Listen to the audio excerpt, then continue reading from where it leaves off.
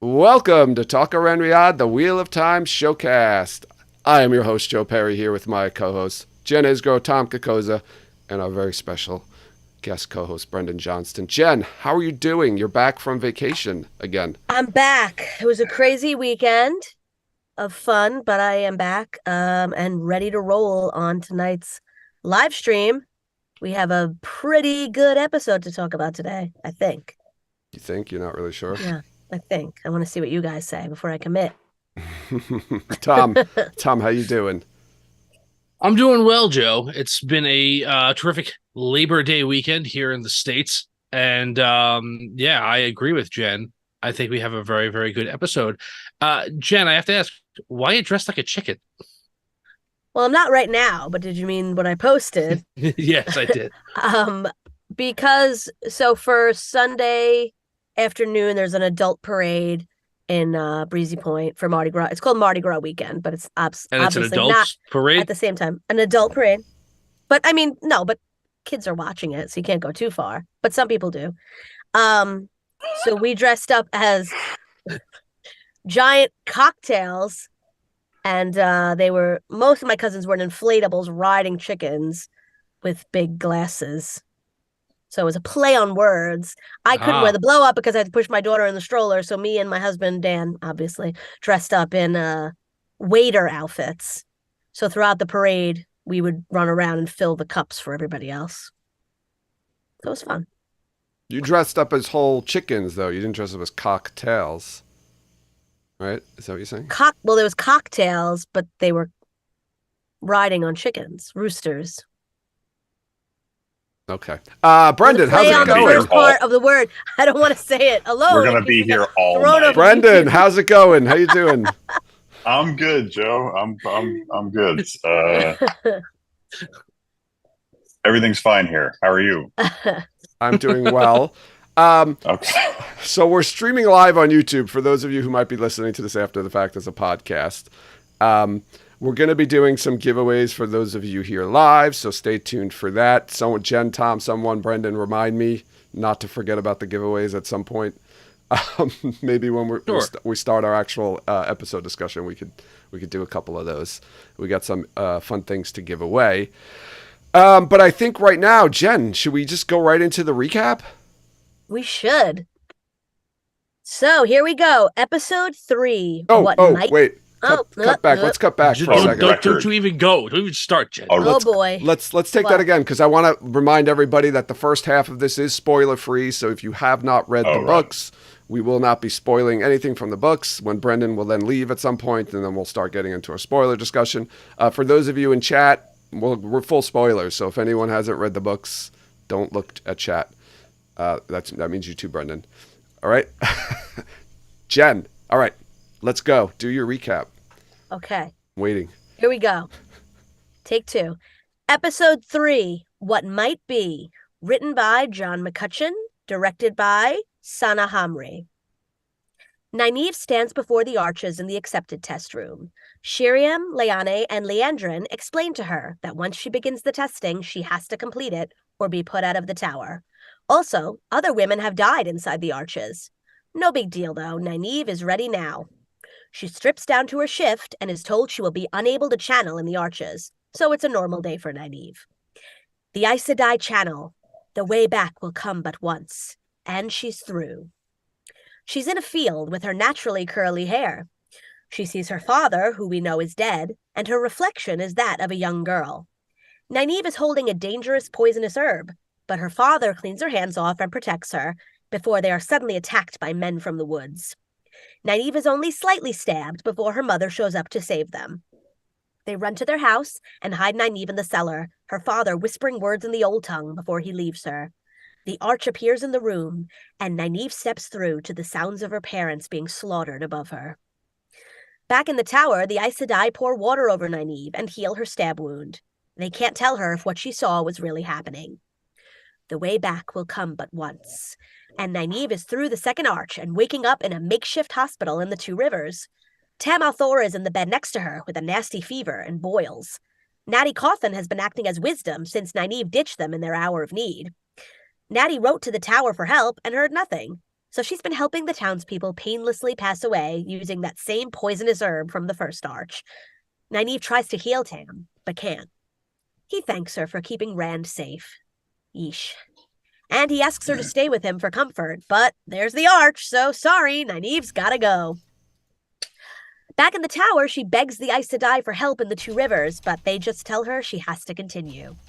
The way back will come but once. Nynaeve steps through the third arch into blackness and screaming. She hears Lan's voice and sees him dying, then stumbles out covered in blood, but she can't remember what happened. She rejects the tower, tells the Aes Sedai to stuff their ring where the sun don't shine, and pieces out. Nynaeve packs and says goodbye to Aguane, convincing her that she can stand on her own. Riding away from Tar Valon, Nynaeve runs into Lan on the road. They embrace, and he offers to go home with her. But wait a second. The arch? Nynaeve is still in the test.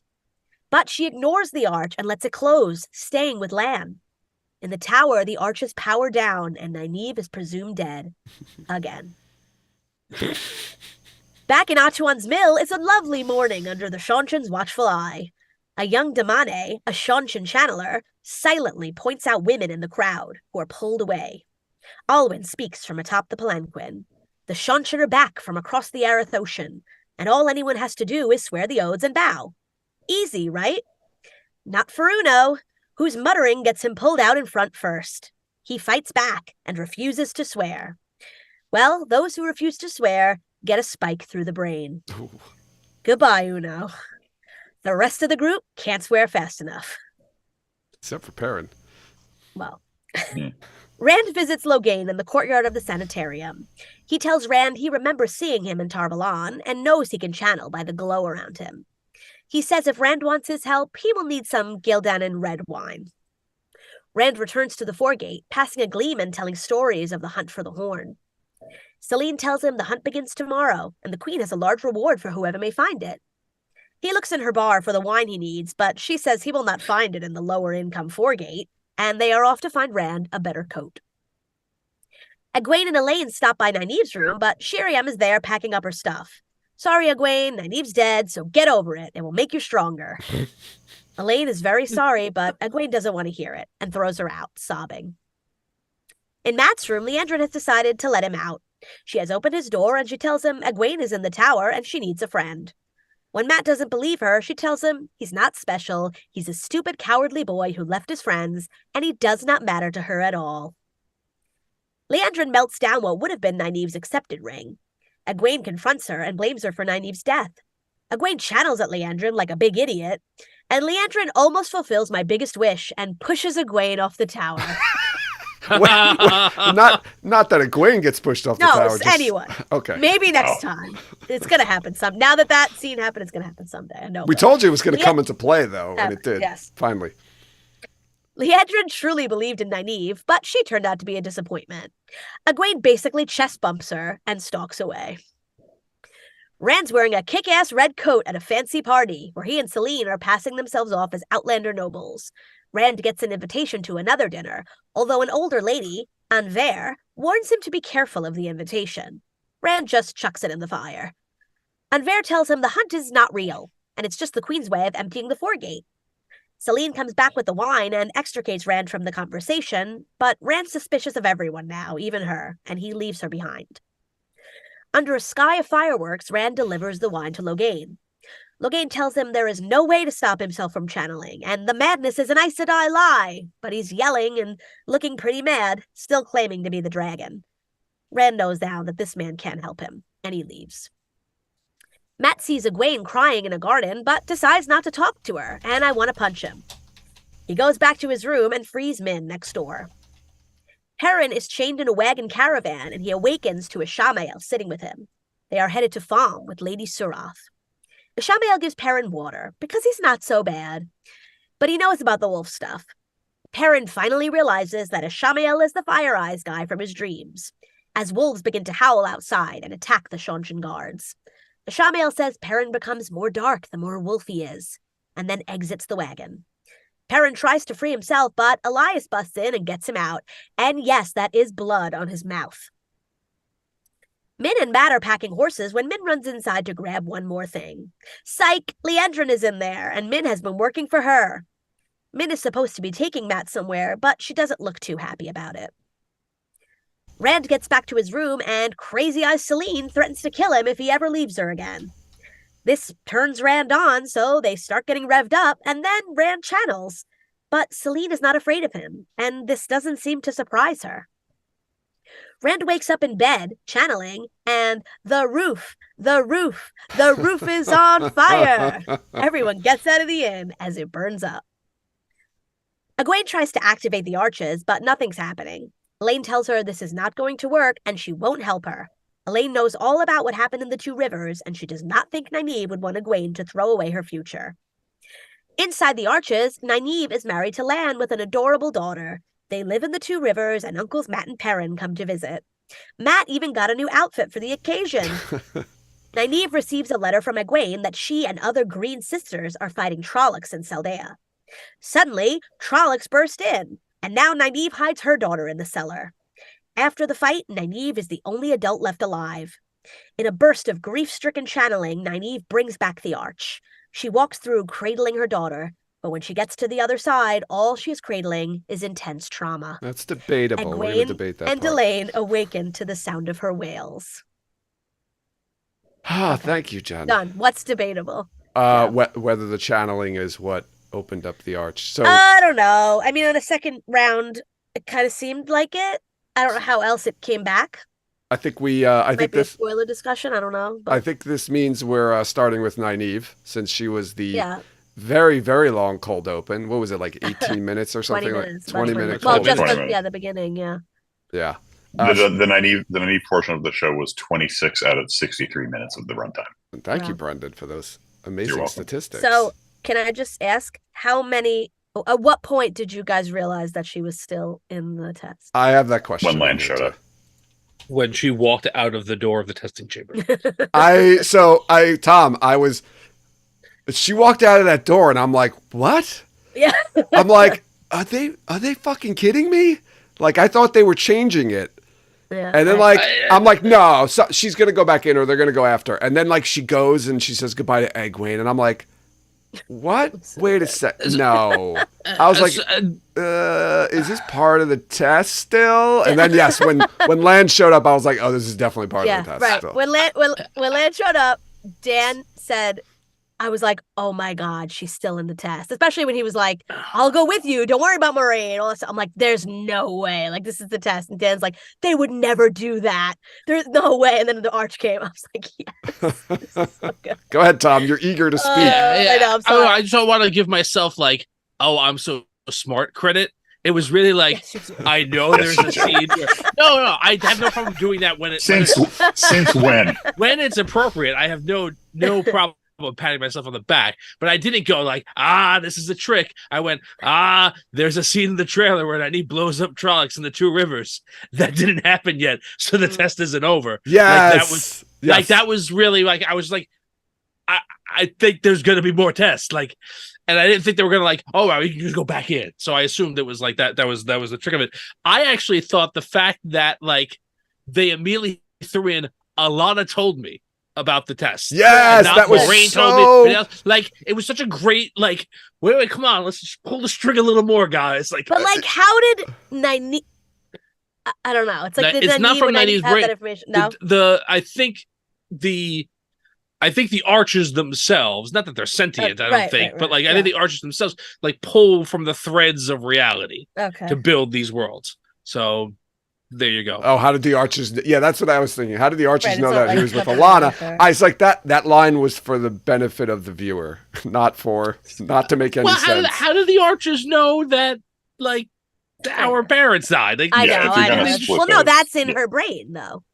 Yeah, that's coming from her. Like the land, everything after that is coming from her brain because she's. Yeah, it's her fears and manifested. Wants to marry him. It's her friends. Blah blah. We could debate like. Yeah, do the archers pull in information from the outside world? Are they sentient in that way? But, that's the conversation for another time. Yeah, I don't think they get up and walk out of the room and, like, they're reading books. Like, oh well, look, this just happened. Well, maybe Let's focus they on the next do. one. maybe the It's like Aes Sedai leaning around the corner and Just listening. they throw books into the arches, and then maybe someone comes down and talks to the arches and tells the arches what happened that day. This is the gossip from the tower. Like when people who talk to plants. Oh I could see one of the Browns going down there and just having a chat with one of the arches. The arch. Oh my god. I want to talk a little bit about go back to the beginning of this, right? Okay. So Liondren tells her, if you're doing this for someone else, you'll fail. But like everything we're hearing, at least in the first 3 episodes, and even later in this episode, or I shouldn't say, it's actually when Nynaeve is still in the test and goes to say goodbye to Egwene. Everything is saying that she's not here for herself. She's here for Egwene. So do you think that has some sort of effect on what she experienced or how that last bit of the test went? Or do you think she finally, came to terms with she's here for herself? Well, if even if she is here for Egwene, if she doesn't do this, she has to leave. Well, not right now, but I mean, eventually. So, Yeah. like, if she wants to stay there with Egwene, then she has to move up. Yeah. So you think she's still Right. doing it for Egwene, this thing? I don't know, because I kind of feel like when Liondren asks her that question, she kind of like makes a decision in her own mind, like, okay, I'm gonna do it like for me. Mhm. I don't know. I also don't think she wants to tell them like, I'm not ready. I don't think she wants to say those words and like, Oh, Nynaeve would never do appear that. weak. Yeah. I mean, even being there, like, even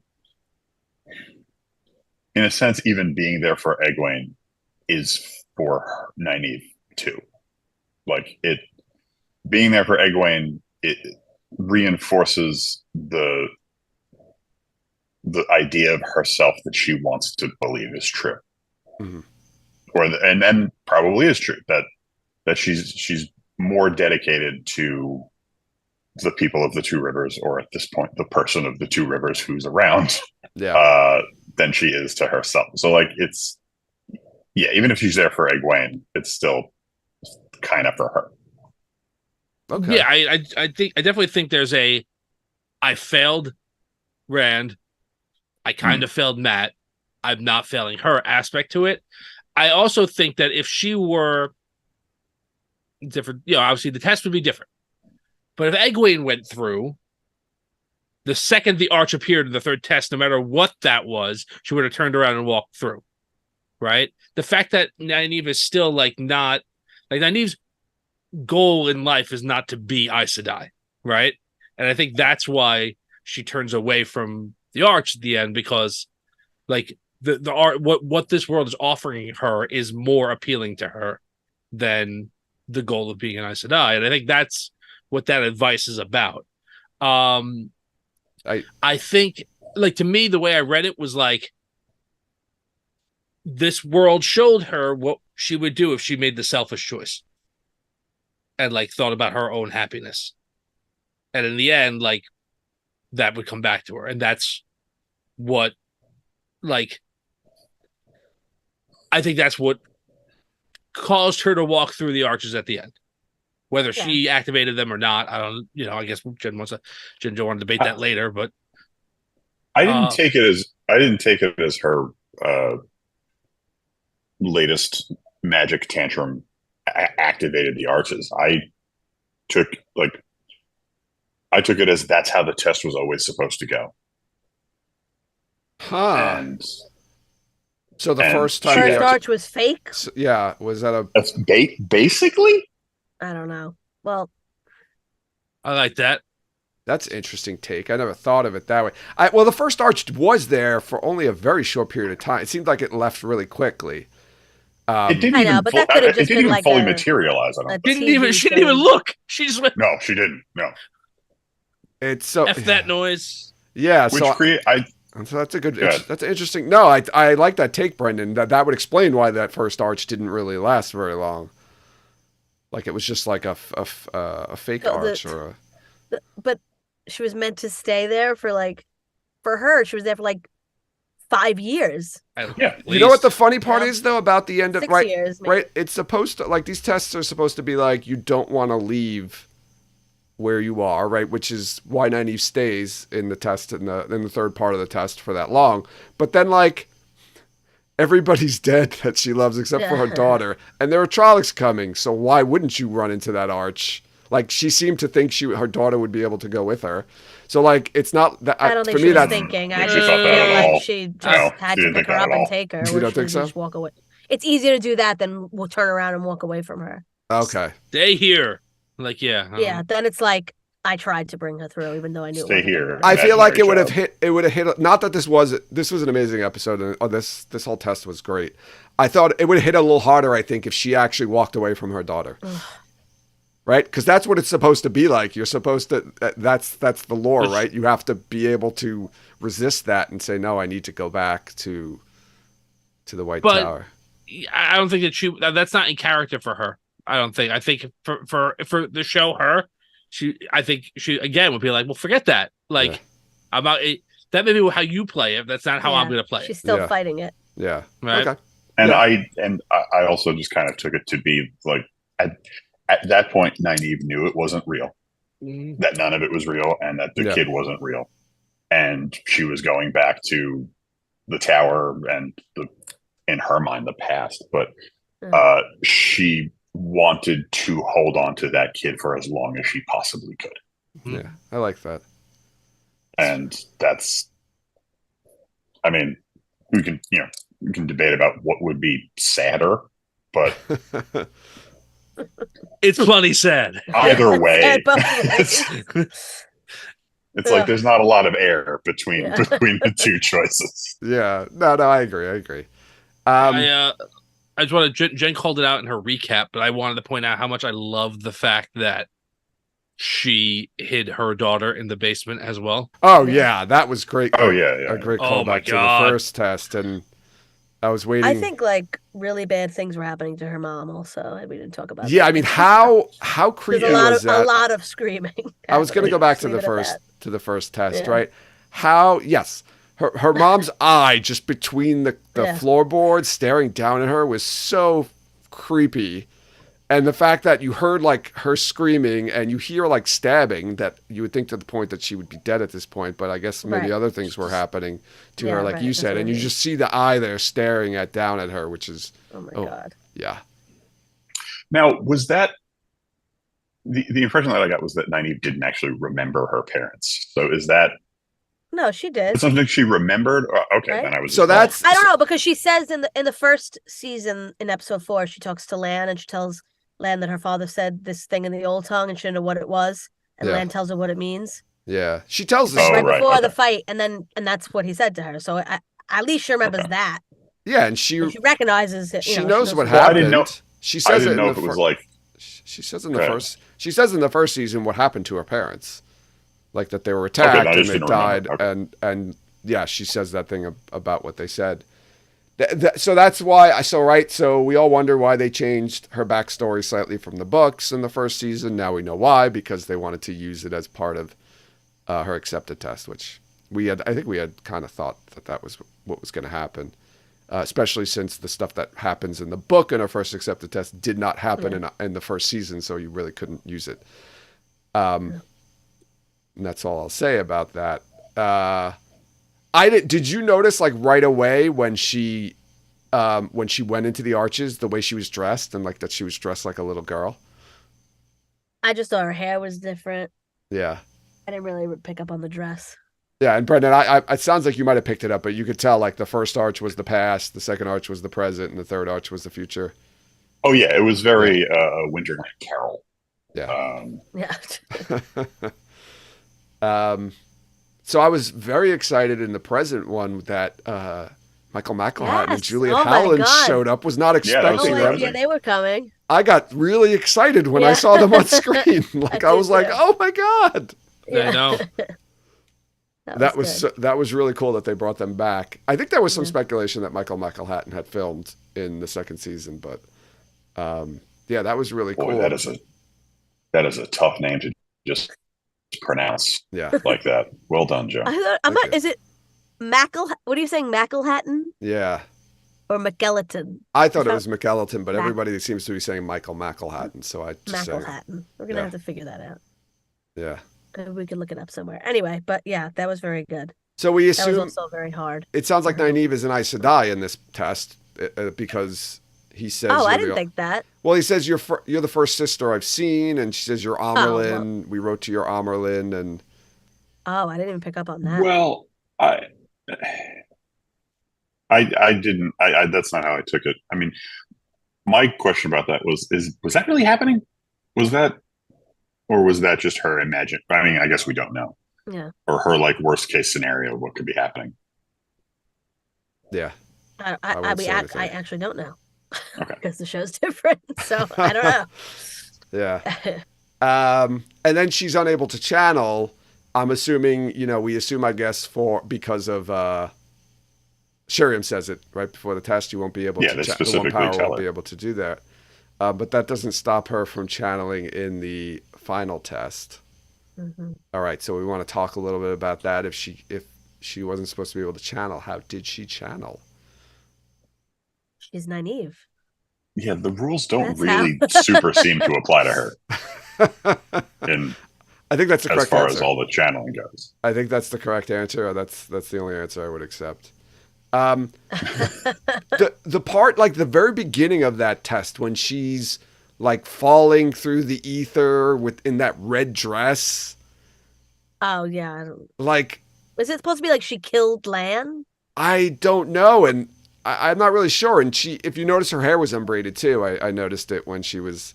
Yeah, it was like all little braids, right? I Yes. think. Well, that's what happened. Yeah. That's what happened when she healed everybody. Right. Yeah. When she did the Raging Sun mass cure wounds or whatever it was. Do you think that part of this test, this final arch, has anything to do with anything? Like, is this something that we're going to learn about in the future? Is it like a foreshadowing? Because it's weird that they threw that in there. And I was trying to the only thing I could pull from it is that Liondren's Red Aja, and she's really invested in Nynaeve, so Nynaeve thinks she might become Red Aja. That's all I could pull from it. I don't know if anybody else had any other thoughts. No, that makes sense. I just kind of thought that was again, I kind of think that the third test went exactly how it was supposed to, and the start of that was just something upsetting for her. Yeah. That was something had to happen to get her to leave to start the rest of the scenario. Yeah. Which is funny because I think we all assume that Lan's dead, right? She comes out, or Lan had died in that scenario. Yeah, I mean, and he winds up dying at the end of the scenario. Yeah. Right. I did think for all. I mean, I thought this was. I thought this was semi obviously the best part of the episode, both in terms of quality and runtime. But and it was all very serious and very dramatic. But then every 5 minutes she got doused with a huge bucket of water, Yeah. which was just a very nice little comedy break after each one. I feel like that's also like not. It's like the symbolically cleansing them of their sins and things. It definitely was, but it No, was no. also very funny. No. What I was like- going to say was it's not just symbolically that, but it's also like people. I imagine that women come out of those arches hysterical a lot of times, and like the splash of cold water on them Yeah. probably like Right. shocks them back into snaps them out of it. Perhaps It's like, hey, the worst thing ever just happened. I'm gonna dump a bucket of water over your head. maybe they warmed it up. We don't know. That's yeah. How is that? Is that better? I don't know. I Rather think than so. ice cold water, Ice cold water. lukewarm water. I don't know. Maybe 80 degrees or so, 85. Okay. Depending on how long you're in there, the water might get cold. So I know we talked about this the last two episodes, but we're gonna have to talk about it again because they're really drilling this on us. Is the Liondren was genuinely upset that Nynaeve did not come out of the arches. I have a note that just reads, "Oh no, do I like Liondren now?" Yeah, I don't remember where it was, but I wrote it down at one point. Leandrin is a complete mystery to me. Like I feel like every time you see her, she has a different motivation, or like she's really upset, and then like she's letting Matt out. She's telling him, "Oh, go," and then she's being terrible to Matt, and then she's also scheming on Matt. Like, I don't know. Well, we'll talk. Every time I see her, I'm like, what is going on right now? I'm sorry I brought it. We'll talk more about Liondren in a bit. I just want to finish out the rest of the Nynaeve stuff here. So was Nynaeve in that test for like 5 or 6 years? Because her daughter's got to be around 5 years old, right? So she's like older than she was. Well, I don't think Does that, like, age her up? Or no, she comes out the same as she was when she went. She's physically the same. Right. Yeah. Right. That's crazy. Like 5 years or so. You actually give birth to a child, and then you come back out, and it's like you just left. Well, it's like you just left, but you still have all those memories and that experience. Yeah. Like that's what makes it horrible. I know. I know I've talked about this. Sorry, go ahead. No, go ahead. I know I've talked about this before because there's this great issue of Superman where like effectively the same thing happens to Superman. There's an episode of Star Trek: The Next Generation where that happens to Picard. It's a different context, but and it also basically happens to Rand in the season finale of season 1, where Ishamael says, "Here, look what you can have." Mm-hmm. And I thought it almost definitely intentionally establishes this interesting contrast between Rand and Nynaeve, because like nobody can shut up about how powerful and important Nynaeve is, but she fell for it pretty thoroughly, and Rand almost immediately dismissed it and had wanted no part of it. Yeah, he recognized it. I feel like it was different because like Rand was explicitly there with Nynaeve. Yes, I know. Rand was explicitly being tempted by a very bad person. Yeah, that's true. Good point there. Probably a little easier or whatever for him he is to deny him.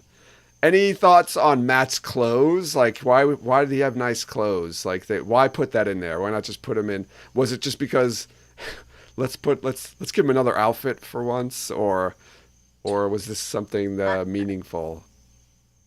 We're not meant to know. Something good happened to him. Yeah, Nynaeve's reality there was just a best case situation for everybody. Yeah.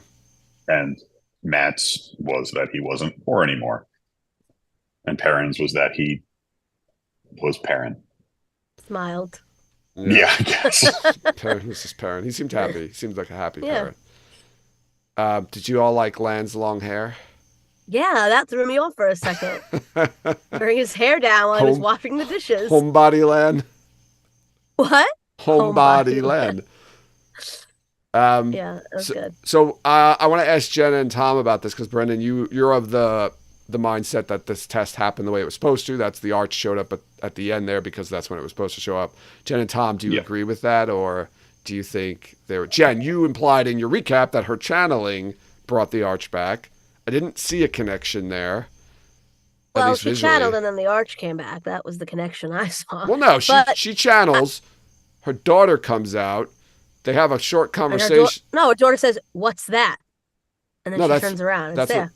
Yeah, but I mean, you think the arch was there the whole time? No, because I think when they cut to it, doesn't it like start to form? Right, but like it wasn't like an immediate. Yeah, what I'm saying is like Nynaeve channeled, killed all of the Trollocs.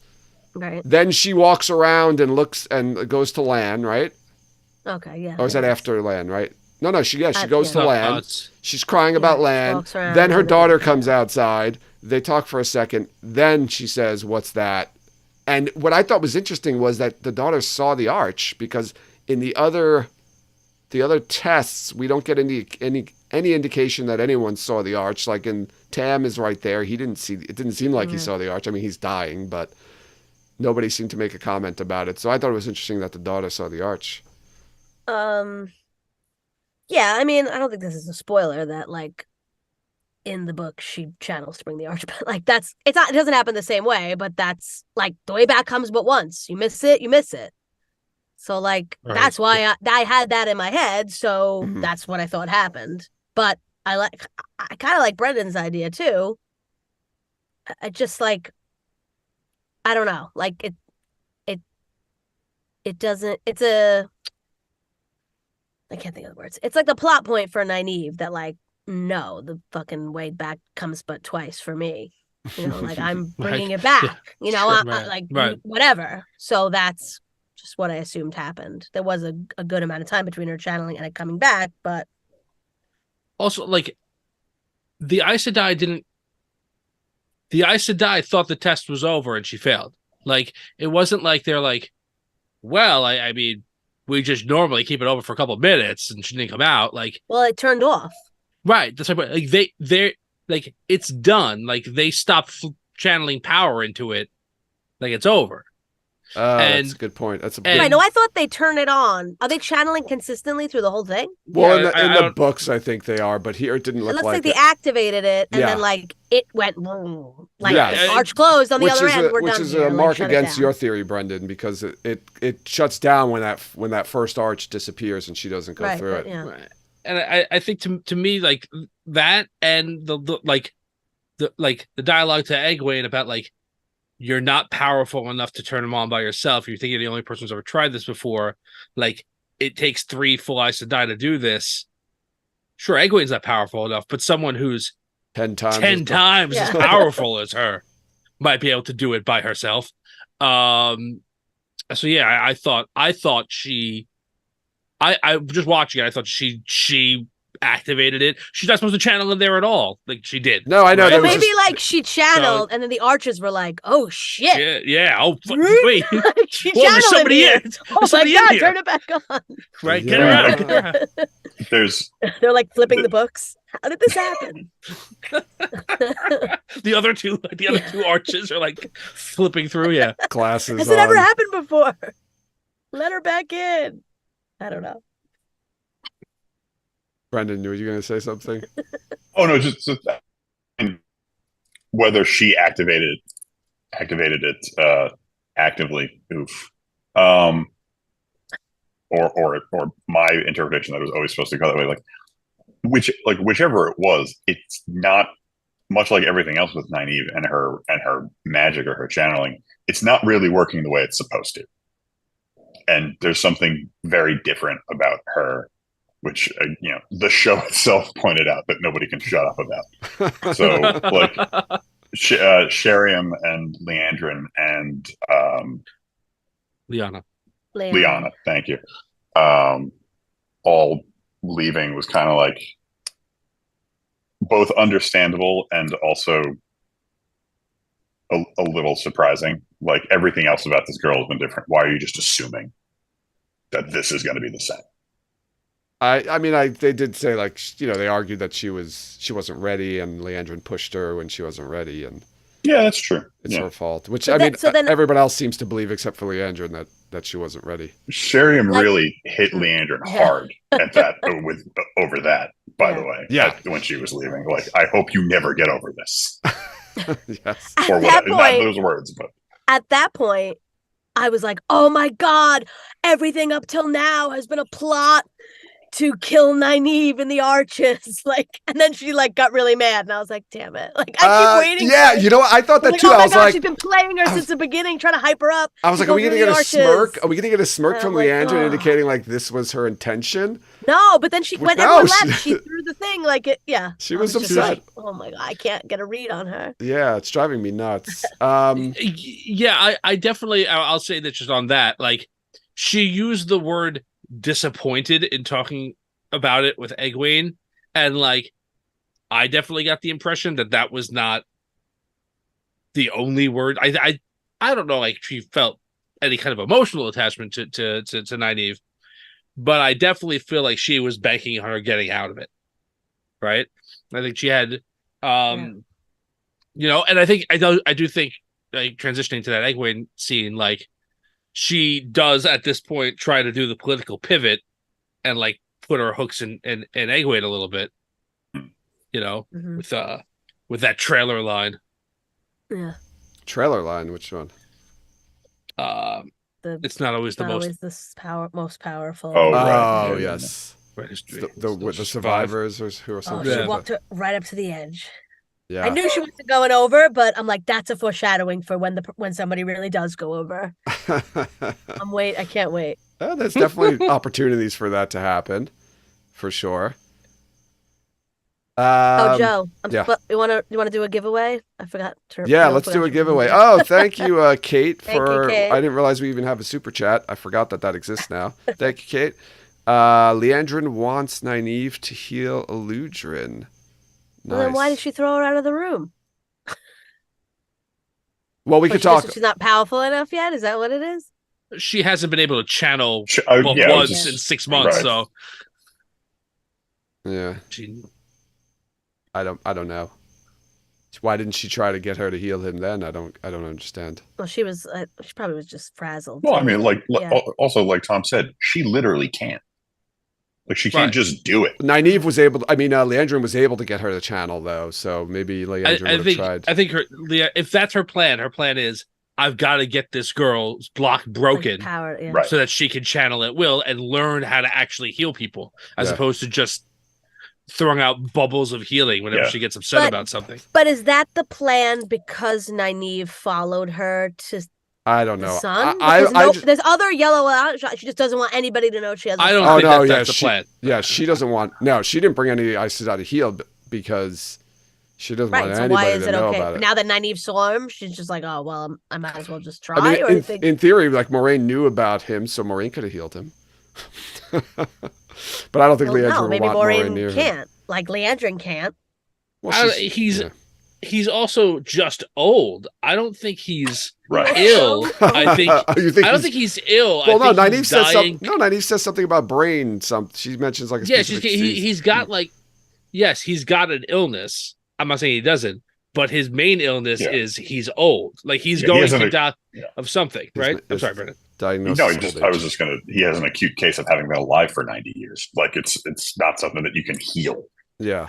We're not even sure how old he is. All right, I'm going to do, for those of you listening and watching live, I'm going to do a giveaway here. Hopefully this works. I got a mug here to give away. So for now, I'm going to pop that in there. It should be coming up. Let's see. All right, there it is. It popped in there. Type ! Raffle all together to join the giveaway.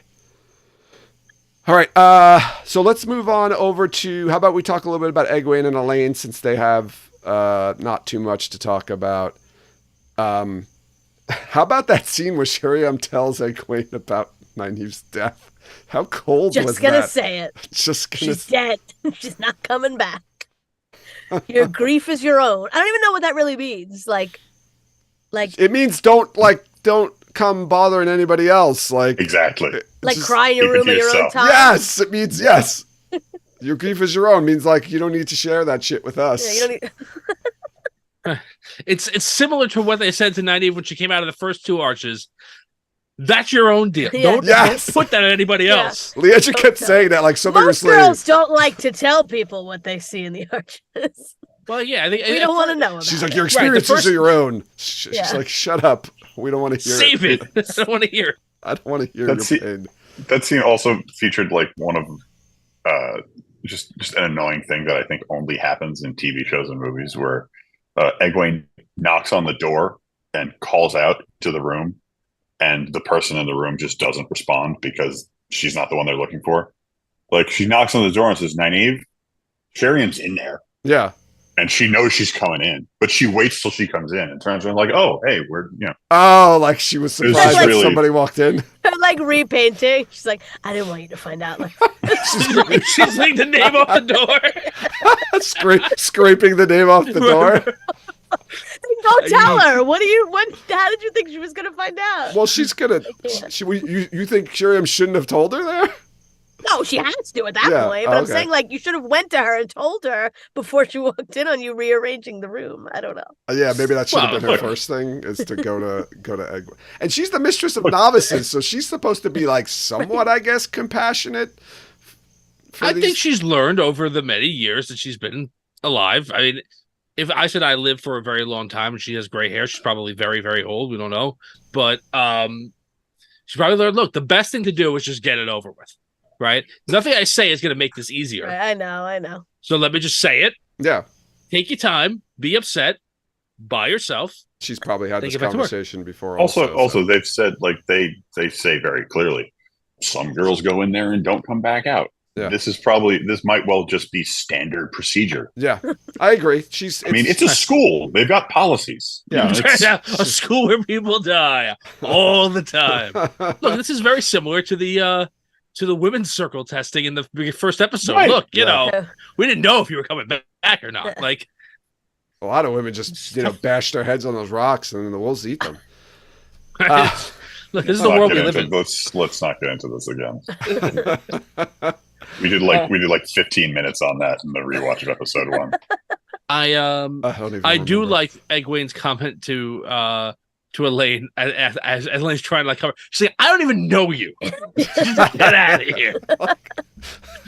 I liked They literally met yesterday. I liked Elaine's I like the way they're using Elaine as like an expositioner to kind of, like share information with the audience, the viewers, like through Aguane and Elaine. I like how they're doing that. And it makes sense because, right, Elaine is this character who is familiar with the White Tower and knows a lot of what's going on because she visited there in the summer or whatever. So I like that. Like that's not how it The works. one time I can't get her out. Yeah. Jen, I will call out that I think we did say this already, but that you were right in your recap, in your breakdown that Egwene was in the accepted test chamber. Very different circumstances, but she was there. Yes, she was there. She did not go in with something that doesn't exist on the show yet. And there, and then there was no other people in that room. Well, Elaine's there. Well, not when she went in. All right. Yeah. And the poll and the. All right, contest. we want to close this giveaway. Let's close this giveaway. Don't forget. And pick a winner. Vinny, what are you doing? Library Addict, congratulations! You have won a mug. Reach out to us on Discord or social media, and we'll get your information. All right, let's move on. Who do you want to do next? We got Matt, Rand, Perrin. I wanted to, before we move on, Okay. I'm sorry. There's one other thing. Someone pointed this out on Twitter, I think. I thought it was really interesting. I want to get your takes as to why they showed this or what this could mean. In the Aguane Liondren scene, like when they're fighting, as Aguane walks away, when she gives her the line like, don't underestimate me. You haven't seen my foot. Yeah, right. As she walks away, like, and you've already saw like Aguane like threw fire out from her and blocked the doorway. Oh yeah. But like as hands. she walks away, like the she chests it out. Yeah. She chest bumps the fire out. Yeah. But as she walks away, the lava urn, like an arc of fire, like reaches out of like and like towards her, like almost like she's pulling it away with her. It's something really weird. And it only happens then. Like that is very level, not like fiery, sparky kind of flame. I'm curious. It was a very conscious choice of the show to do that, and I don't know if you noticed that or if you have any thoughts as to why. I didn't notice it, but so there's a scene in the first episode of season 1 during Winter Night where it looks like they're like Moraine's pulling from the fire when she goes to channel. Like it's like it's like the second time maybe she channels during Winter Night, like after she saves Elaine and Nynaeve. Oh, Egwene and Nynaeve. But they do that in there, and I brought it up when we watched that episode. Also, like when Alana teaches them, she mentions like pull the earth out of the stone in the wall and like pull the moisture from the whatever, from the air in this glass. So I think they whatever this wet stuff. Yeah, so I think that's just we're using the fire. There's fire in the room, so the weave is kind of pulling from that because it's a ready source of fire. That's just my supposition because that seems to be what the show is doing. Okay. I just thought it was odd. I didn't notice it though. I didn't either. Yeah, I didn't notice it at all. No. Okay, sorry. We move on. Okay. Anyone have a preference? Perrin, Rand, or Matt? Let's say Perrin for last because that's my favorite. Let's do Matt. We'll stay in the tower. Over with. All right, we're staying in the tower. We got more Liondren. Yeah, so here we go. More confusion from Liondren, right? So this is really interesting. So she tells Matt he can go. She seems again upset about Nynaeve. Do you think this was the reason why she decides to let Matt go, or is this just pretext? She's using the Nynaeve disappearing as pretext to continue her plans or move to the next stage of her plan? What do you guys think? Well, I think she's upset about Matt, about Nynaeve, because that would make my prediction for this episode correct, technically, which is something went wrong during the testing that allowed Matt to leave. Oh, okay. Oh, right. That was your prediction, which is prediction for this episode. That's what happened. I guess. Well, no, we don't know that, right? That wasn't what I intended it to be. That's my question, I'm though. going to give myself a technical check. Yes. But that's my question. Did Nynaeve not coming out of the test cause Liondren to decide to let Matt leave, or was this something she was already planning to do and just used it as a pretext?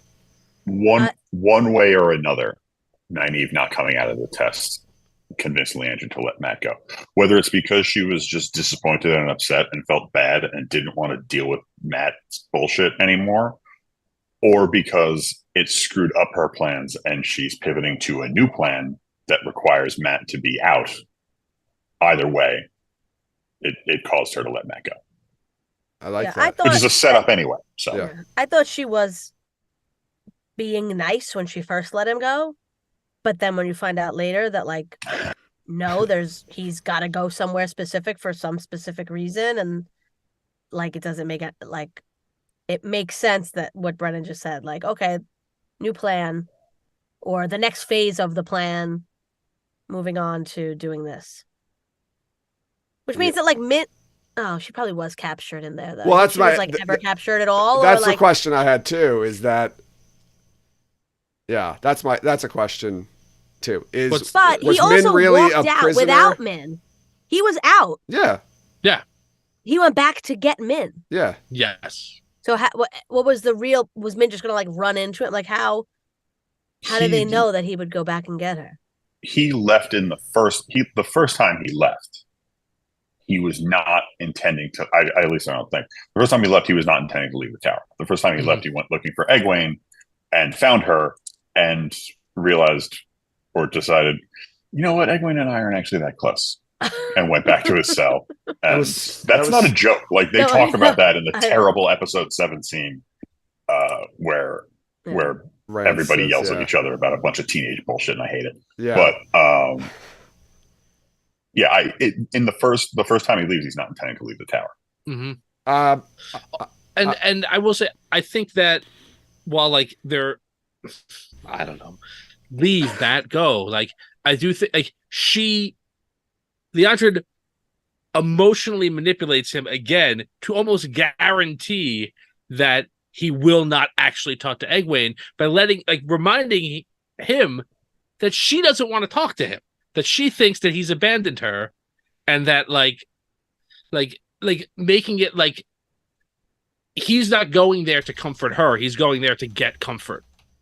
And then he sees that she's upset and like is like, she doesn't want to see me anyway. Like that's all the stuff that he has in his head. So there is a sense of cowardice, that same kind of like avoiding this responsibility. I think that caused him to not go through the gateway in episode 6. But there was also this emotional manipulation that like almost guarantees that he's gonna like walk away from that. I suppose if he just left, then Min would be like, I went to go see you and I saw the door was open, you know, and like that's it. Like, I ran after you. I don't know. I just had like an epiphany of my own emotional state, because I'm not interested in what Matt is doing, like, at all. And I feel like my brain hasn't connected to him as Matt yet. It's almost like Matt's not in the show anymore for me. Even though I know he is, this is Matt. Like, I just was thinking, because like I said, I don't care. Let's get Matt over. Like, Matt's my favorite character. And he hasn't done much. But I'm just thinking, like, I almost feel like this is like a new guy, and Matt's just like not on the show anymore. I think that's how I feel. And like, I can't, that's why I'm not connecting to him. It's weird. Yeah. No, I'm sorry. I just want to say Okay. this. Well, partially because Matt in the books wouldn't do what he just did and go and see Egwene like upset and then just leave her. I don't think Matt would do that in the I mean, books. this is like a different. I think I don't know. early Matt might. Yeah. Okay, maybe early Matt would, but I want to talk.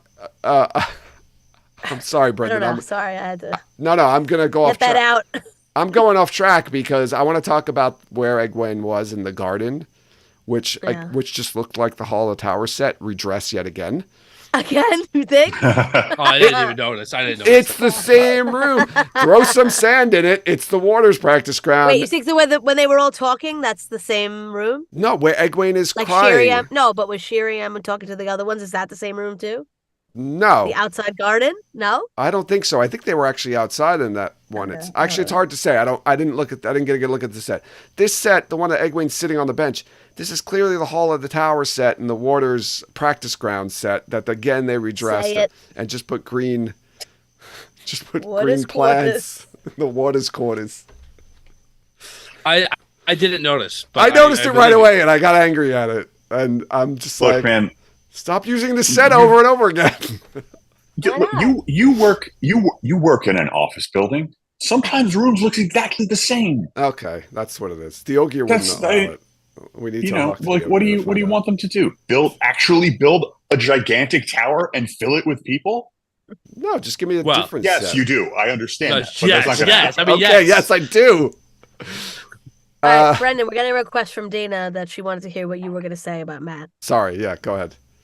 Oh, Do you remember? yeah. No, it's funny you say that because I have a note here about how even though Matt doesn't do like you just said, like he doesn't do a whole lot in season one for a variety of reasons, but this Matt feels like I know I joked a lot about how he's like Doctor Who and he's going to get a new face every season and a slightly different personality, but he feels like a different guy. Yeah, And that's all. I thought the same. Yeah. I thought the same thing. Having no Yeah, I'm other feeling context for sad Matt. about it right It now. doesn't bother me, but it's It's just bothering me. well, I understand. I think It's it'll different get for you. better.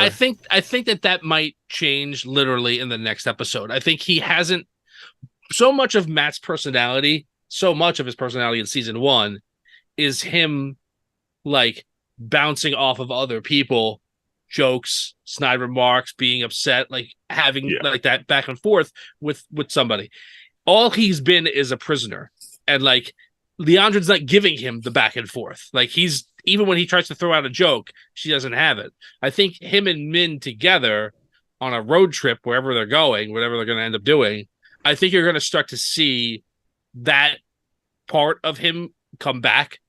You know, whether it's a front or not, I think you're going to start to see him, like, I don't know, make a joke and like have someone laugh at it, or make fun of him for complaining about whatever. Like, and I think that'll help. But yeah, it's been really tough. Like, he was such a dynamic character in the first season. Like, you know, Brennan referenced it like he's the rogue, like he's the he's the runaround guy, you know. Now He he's even gets a dagger to he's stab a people sad with. clown And right like, now. right, and like he's been in a room, like he doesn't get a chance to do any of that stuff. Like, and that saps the character of like his purpose and his agency. So hopefully he's out now. Yeah, He can move around. I think now that he's out of the tower, I think we should be getting more of your loved Matt, Jen. So look for that in the next couple hope episodes. so. I would say we were about to talk about it before, but Min, right? So was she actually a prisoner there, or was she just put in that room to play Matt? But did that means Liondren knew that he was digging at the wall? Yeah. Yes. Boy, Yeah. I don't know. Either way, she knew she knew Matt was digging at the wall. Whether Min was there beforehand as a prisoner, she probably told Liondren. Or if not, she knew for whatever. I don't know. She used her ice with the one power to figure it out. I have no idea. But yeah, I want to know everyone's thoughts on this. Like, and how much of what Min was saying in her conversations with Matt is true.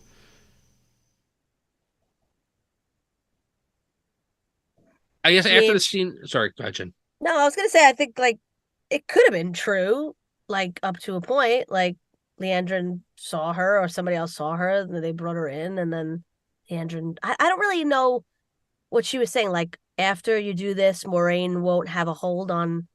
Either Like, of us. what kind of a hold does she have on Min? That she knows her? And She knows her about her what she can do? abilities. Yeah, she So knows how about her is abilities. I'm curious to see like what's The only thing that would going to happen, but Moraine is going to be dead. yes, that's the only thing that would remove that hold, right? Moraine won't have anything over her. 'Cause she Are won't be they alive sent? anymore. Are they being sent to assassinate Moraine? What Yeah, is? I don't know. Where I is don't Min know. taking Matt? And when she says it was basically his idea, does she mean like leaving or where they're going was his idea? But I we don't think- know where they're going though, so this is kind of all interesting for me. I don't know. I would think leaving because he like let her out and said, Yeah. But then she made him go out. So I'm not sure. I don't know, but I would think leaving. Yeah, I thought leaving. Taking was him. He basically- said, I don't know where to go. Well, So I she think would have I to don't like think suggest leaving a place was. to go. Well, I mean, Liondren told him to leave. If anything, I would say maybe more of taking her with him. Yeah, might yeah, have been yeah. his, Leaving was with his her. idea. But it wasn't. I mean, she's the one who kind of pushed him. Whatever. I don't know. But where are they going? Anyone have any thoughts where they're going? Bomb. bomb. Brendan's like, I don't know what Falm is. That's where That's the. Where everyone's going. at the I think end. yeah. I think they're. Where all going- roads, I it's think where all roads lead. It's not Yeah, how I don't roads think work. that's how roads work. Yeah, I think they're going west. I would say this: there's two places that I think they're going: where Parrot is or where Rand is. Okay. And I would guess at the end of the season, not just from the trailers, it's because of like that's where the bad guys seem to be. Rand's gonna go where Parrot is. Like I think Mhm. they're all making their way that way. But I just to your original question, Joe, I don't think she was a prisoner above the tower. I think she was like, I think Leon was like, you're gonna be in this room. You're gonna trick this guy and do exactly what you're gonna make this guy do this. However you want to do it, and you're gonna do that, and then we're gonna get out of this thing that we're both under. Right. And I said this on when I was on the Dusty Wheel when he did his his epic post show live stream. She's such a good manipulator, Liondren, and in a way, like I think we talked about it a little bit when we did our episode 2 breakdown, that she plays both sides of like the break a person down The good piece cop, where bad she's like cop. she's a good cop and the bad cop. Yeah. And again, she's putting herself in the same boat as Min. She's not manipulating Min. They're in this together to get out from under Moraine. Yeah. Right? They have a kinship that lasts as far as Min leaving the room, obviously, but like that's how she's presenting it. And it's such a great like little piece of to my mind of manipulation. Quick. Something just popped into my head though. Does what Moraine have over Liondren, is it the sun? Yeah. Is all of this related to Yeah, the she sun? says it in the first season. I know who you meet, the man you visit. Right, I know, meet at North but now Harbor. I'm thinking like But- Nynaeve was supposed to do something. What could happen with them and the sun? I don't think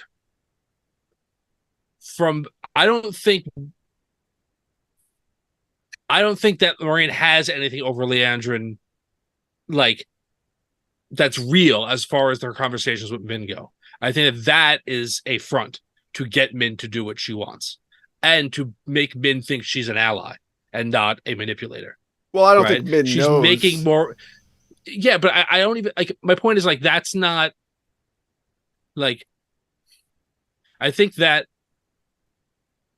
her point is let me get Min to do what I want and make Moraine the enemy. Like it's I know. I like Yeah. what no I'm saying I like think that's clear.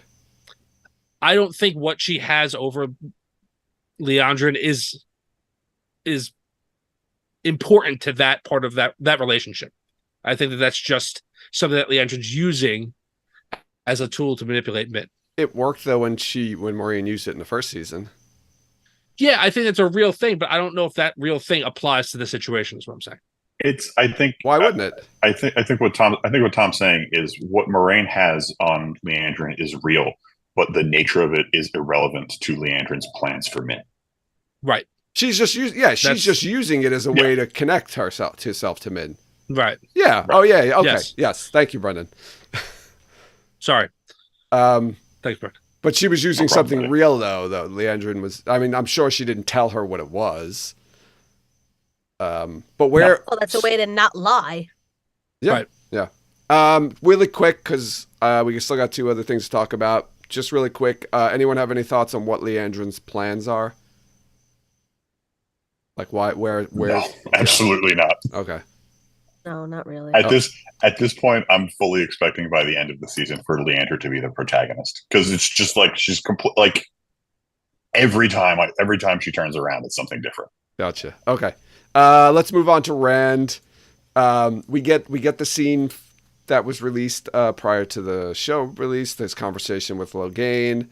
I'll remind everyone that he remembers Rand from Tarvalon. He was laughing at Rand. That was real. No, that wasn't in my recap, Joe. That was real. Yeah, I understand you left that out there for a certain reason. No, it didn't. It wasn't there. I like how we get Logan sending Rand on like a video game quest. It's like, go get this bottle of It's wine. literally a side Like quest. a scavenger hunt. Yes, it's a side quest. But I mean, it allows for a good scene, right? We learn about the hunt for the horn of Valir. Rand goes to a party with Celine. How was that It's coat? a dope jacket. That jacket, Yeah. that coat. Jacket. Oh, that was That so frickin' awesome. Jacket. I hope he wears that jacket for the rest of this show. He doesn't. And Well, yes, fine. He takes it off this episode, but still. yes, He takes it off It's this episode in and his leaves it in a luggage. building that's on fire. yes, no, he it's does. in his luggage that he. Okay. He somewhere. clearly I don't think so. It was. Oh, yeah. He clearly didn't take it because it was like over in the corner. Celine's having a good time here, enjoying all the fancy, the fancy party. But Rand just wants to The get the fireworks. wine. Yeah, Well, I didn't get to the fireworks yet. Rand just wants to get the wine and leave. But we meet one of the nobles, Lady Anver, who gives us a little bit of great exposition. Nods to the actress Lindsay Duncan for this performance. I thought she was great. Rand burning the invitation. That's a nod to the books, right? He does that in the books, so that was really, really cool.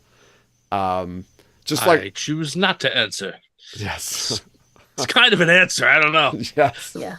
it is kind of an answer. That's a pretty strong no, burning the invitation from the person. So he brings the wine back. Logan doesn't even drink any of the wine. He pours it over. He overflows it his out. cup, and then he throws the decanter and smashes it. I mean, there's still wine in that cup, but He sends him on a side quest for a visual aid. Well, like, I need this wine to demonstrate how I need the wine to illustrate how you can't do something. you can't That's all. control it. That's what he wanted. He's just messing with him. I also think this is like, I'm sure he actually wanted to drink the wine at one point, but he's struggling with the fact that he's insane. So, like, he's talking about how he's the dragon and he's got the blood of the dragon inside him and all sorts of, the whatever. It just, So, is there any does this theory that or his statement that the madness, the madness from men channeling is conspiracy? Does this have legs? Do you think? I thought that was really, really interesting, because I remember talking during the initial watch about how like asking you guys, like, is madness actual, like, for lack of a better term, like real a real mental illness, or are they just using madness as a shorthand for evil? And it kind of seemed like they were using madness as a shorthand for evil, but now it's Logan, someone actually challenging the idea, even though Logan seems pretty out of his mind, makes for a very interesting potential possibilities, I think. Yeah, I had a note that says, "Is Logan mad, lying, or telling the truth about that channel?" Or somehow all three. Yeah, right. So, like, let's say he's not insane, but he's been gentle, which we can see from Moraine, who we know it's a absolutely like shattering emotional thing, Mhm. right? One of the most devastating physical things that can be done to a human being. He's been taken away from everything that he has and locked up in an insane asylum. Would that trauma and like life changes be enough to make you act like this? Do you have to be going crazy from a magical source, or could this trauma? Because he didn't seem crazy in any of his conversational scenes in the first season. I mean, sure, there were voices talking to him. Yeah, but he wasn't listening to them. No, but I mean, like, but he wasn't heard like them. Well, he didn't really talk much in the others. I mean, he was sitting there silent for a lot of the while he was in his cage. He did have that one conversation with Moraine, and that was really and he had the whole like trick conversation with Swan where he was trying to goad her into killing him. He also begged for death in episode 6. He did beg for death. Goddamn interminable scene that I hated. And this is 5-6 months. Terrible episode of television. Yeah, this is like 5 or 6 months later. He's probably been in this place for a while with all these other crazy people. I don't know. It's an interesting thought, though, and probably a good debate. I mean, he still thinks he's the Dragon Reborn, even though he can't even channel anymore, which seems kind of mad to me. Yeah. Well. Yeah. I was really expecting Rand to tell him that you're not the dragon because I am. Yeah. He did. Yeah, he did say you're not. He did say you're not the dragon to him. And I thought Logan was going to be like, look at him and say, "Oh, you think you're the dragon," or something like that. But he's like, no, he still thinks he's the Dragon Reborn, which makes me think he might be mad. He might be a little crazy. He says something about how the dragon is the only one who can defeat the Dark One, and we've talked at least in the last episode, about how there's no quote unquote religion in this world because there's no faith, because everything is objectively true and real.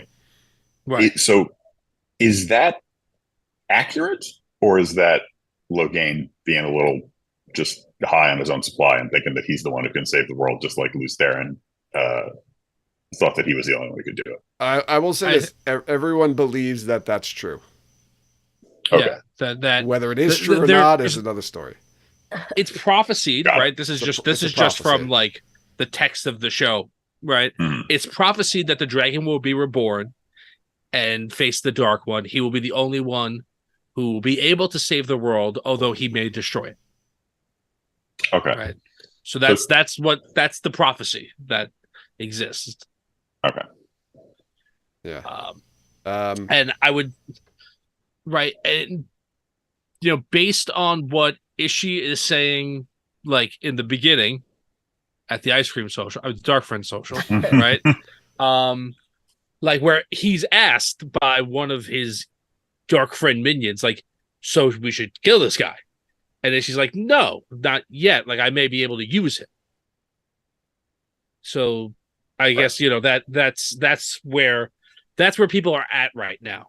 I would say that, like, the bad guys are still of the, well, maybe he can help us win kind of a vibe. Yeah. Rand goes back to the inn. Celine's there. All right, so I'm going to ask this question because this was a conversation that was had, I think, on that Dusty Wheel live stream that I did not pick up on this when I watched it my first 2 times. The scene with him and Celine where she chokes him and then they go to have sex and he starts channeling. That's a dream? I picked it up on my second watch. The first time I did not, because he just wakes up like randomly and he's wearing a different coat and... Well, so here's the thing with the clothes. First I watched it, I thought she left, and then he woke up later. But I do think that was a dream because I think it's just weird. Like what happened? He starts channeling. She's okay with it, and so there's a couple. It's almost like she's making him channel. It's like weird. There's a couple of things there. It's like a wet dream with channeling. Is what that is. Like it's what it really is. Like then he wakes I'm up. not even kidding. That's right. what it is. Like. Yeah, it's to me, it's definitely like he's already been back in the room, right? And like that's because it's also shot in a different. Like the edits are very weird and intense in a lot of the same way that the dreams sequences and he's in the red coat. Well, in the here's dream, the Right. and yeah. he's in So a different coat. I want to talk later. about the coat and the clothes for later. About it, right? So at the party, he's wearing a red coat, and then I thought he had a red shirt underneath, but it's a red vest. And then it's the blue shirt is underneath the red vest because in that dream, if we're going by the dream, that red vest is open and you see the blue shirt underneath it. When he goes to visit Logan, he's back in his orderly outfit. But I think we that's saw his work shirt. yeah, but we see in like the first in the second episode when he goes to work, he takes off, right? He puts on his jacket, like he Mr. Rogers it. Yeah. yeah, it's like he a- could have it's just hung. Yeah, scrubs. he could have just took off his coat, his red coat, and put it there. Put on his work outfit. Then when he left, took his red coat back, put it on. Brendan's like, "What are we talking about?" So when he I goes, don't know He either. just took off his There's three guys. coats in play He just here. took off his fucking jacket because he was inside. There's 3 coats in play. there's a lot of coats. I He don't comes think. I think it's back to irrelevant. the wait. You didn't let me finish my coat story. Oh, please. I'm so sorry. He comes back to the inn with his coat, his red coat back on. And it's okay that he wakes up with the blue shirt on because he would have taken his red coat off and his red vest And put off. a different coat on to sleep That's in? not a coat. It's the shirt. It's the blue shirt that's underneath. If you notice, when he goes back to the inn and him and Lanfear start fooling around, he has the red Oh. coat. Oh, sorry. Him and Celine. Oh, stop. Oh, wow. Him and Celine. What? You know how I mix up like Elaine and Egwene and all them all the time. When him and Celine are fooling around, he has the red coat on, he has a red vest on, and then the blue shirt is underneath it. That's the shirt that he wakes up in, the blue shirt. That's all I'm saying. I honestly feel like you guys are fucking with me. I don't understand what Joe's. I don't understand why Joe's saying all this stuff. Like that's a dream sequence. He wakes up. He's dreaming. He's having sex with Celine, and he's channeling fire. And then he wakes up in his bed alone, channeling fire. It's clearly a dream. He clearly wakes up from a dream channeling, and he's really channeling, and he sets the place on fire. I don't understand what that was. I just wanted Who to talk. cares what he was wearing in the scene before? I just wanted to talk about his clothes for a little bit. That's all. So when he's I can't believe you ruined that jacket for me. when he's channeling in the dream, it looks like Celine sees the weaves. Am I mistaken, or was that just my take on it? It looks like she kind of saw them Yes. and was goading him on. I think that's another hint as to why it's not real. Okay. Right? Yeah. She She's was also like- like totally chill with it. She's like, yeah, I'm cool. I'm not afraid of this. You're Yeah, just let's go. throwing fire around me. That's okay. Like, Yeah. I don't know. Like, Well, it is established very early on that this is not a healthy relationship. So that's true. Like, maybe she it's like Madonna in Body of Evidence. It would She just liked explain why she like kind of threw him across. She didn't throw him across the room, but she was able to easily like kind of push him up against the wall and choke him. She like chokes him up against the wall. Yeah. Yeah, I think to me, it's a natural reaction, right? He just gets all of his hopes dashed, right? This whole plan for months to get in here to talk to this guy, to find out how you can not do it, how you can control the urges or whatever. And he finds out you can't control it. It's going to happen and you're fated to go mad, right? It is it. Your last hope is gone. Then he goes back to his room and he falls asleep and he has a dream of like the girl that he's banging not having a problem with that and letting him channel whenever he wants to. And he lets it all go, and then he wakes up and he burns his house down. Yeah. Like you do. Like Things are going well want to do. for our dragon. Shall we cut? Reborn. I want to cut over to Perrin, Loyal, and the Shinarans and Elias. So, well, Elias is not there. Sorry. All right. This first scene might be my favorite scene in the entire show so far. We've got the Damane pointing at women. Brendan, what do you think this woman, this young girl who can channel, is doing, walking around pointing at women and then they're abducting them? I want your thoughts on that. she's getting more women who can channel. Okay. Good call. That's what I think it is too. Have I they guess. used the word demane yet? No, Because they I haven't. We put keep it in saying my Damane. recap, but I don't think they've I even don't said think, it I yet. don't think it's a spoiler that they're No, have it's a name not. for But them. I just was like trying to think of if it had Yeah. been mentioned. The speech by Alwyn, Jessica Boone, killing it.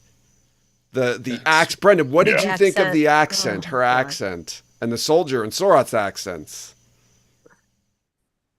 The soldier had one too? Yeah. Oh boy, so good.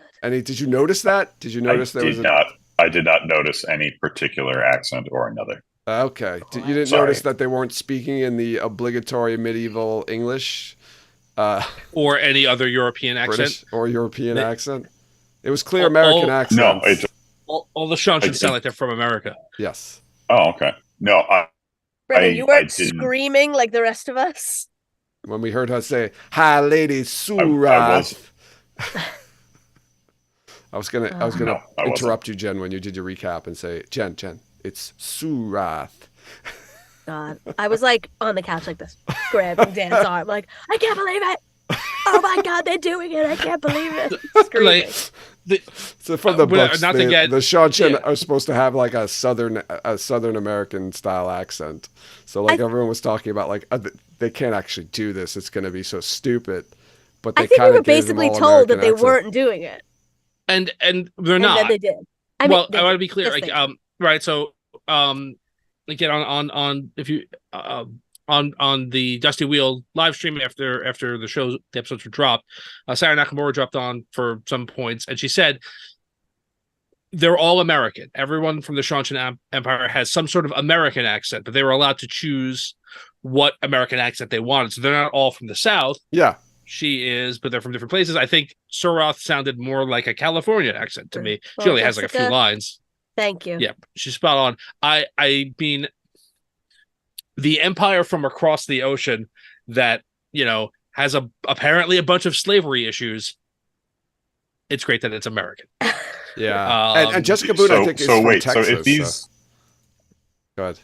if these actors playing the Shanshan can choose their own American accent, there's a possibility that at some point someone in the show will say, "Waters quarters." Oh, Dream is Let's real. just keep our fingers crossed for that one. We're gonna go. I choose a Long Island accent, so I'm gonna. Oh man, it was so that whole speech. Packed my ship over at the docks. I mean, the whole we're gonna get. the whole speech was amazing. The way it was put together That's and the editing on it. Brendan, did you actually listen to the speech itself? And do you have any questions? Did you follow what that speech was about, or are you just like, what's going on? Before anything, I want to congratulate Tom on nailing that Chicago, Massachusetts accent. You're welcome. I generally picked up on the High Lady Surath, I guess, saying, "You all work for me now, or else." Okay. That's pretty much it. That's pretty much what I picked up. Did you notice? And Oh, then go ahead. poor old Uno was told to avert his eye. ugh. Did you notice like the High Lady Surath's expressions, like when he spits, Her smile just goes like down. turns slowly to like a Yeah. frown, and then when Uno's spiked or whatever you want to call it, horned, Like, they go back to Surath, and her little frown turns back into a little smile. I thought that was amazing. Yeah, I mean, I noticed that. That was very sinister. I loved We it were because like it was under that mask, so you just Yeah. kind of see her mouth and a little bit like from her eyes. we were watching this episode at my parents' house, and my dad just like wandered by at this point. He's like, oh, it's kind of like that other show, like Game of Thrones, whatever. And then like that happened, and I was like, wow, this is the most Game of Thrones it's ever been. Like, Yeah. I can't believe he walked by. He's like, I wasn't expecting to see that. I'm like, no, I was not either. Yeah, we got to pour one out for No. Uno. Oh my God, that was horrifying. Yeah. Poor Ugh. Uno. I mean, I'm sad that he's dead, but I like the example. Like they used his Yeah, it's death in a good good for way. the show. It just sucks that he's not on it anymore. Yeah. Yeah, he's, Just so you know, I Brendan, thought that Mhm. no, I was going to say the woman who go ahead. the woman who was giving the speech in real life, her and the guy who plays Uno are married. So it's kind of funny that they got to do that Oh, scene okay. together where he gets That killed. is kind of fun. Yeah. the whole Uno thing. I thought it was very effective because like I'm watching the scene and thinking, this just isn't a show that definitively kills characters off. They're not gonna, like, he's got to make it. He's got a name. He's been in a bunch of episodes. You know, it's still unclear as to whether Birdvest and his sister from season 1 actually survived or not. Like, they don't do it. They just don't really do it. And they're not. Oh, they did it. So yeah, you're right. In the books, it's very much like that. Not many people die. Like, you don't see characters. But Rafe said, I think, a while ago, like, no, he's going to be killing people that don't normally die in the books. He's like, people got to go. I thought it was really well done how the wound from the spike creates the same, like, for lack of a better term, Joker scars that are on the helmets. Like the helmet had these big, wide grins. Oh, yeah. Wow, that was Look good. at that. I didn't even notice that. Very observant. See, I pay attention. I was too horrified to notice anything. Yeah. Like, when they first put it, like, for a brief moment, and whatever, like, as soon as the Shanshan soldier takes her helmet off and like points at him, you're like, oh, but this is not gonna go well.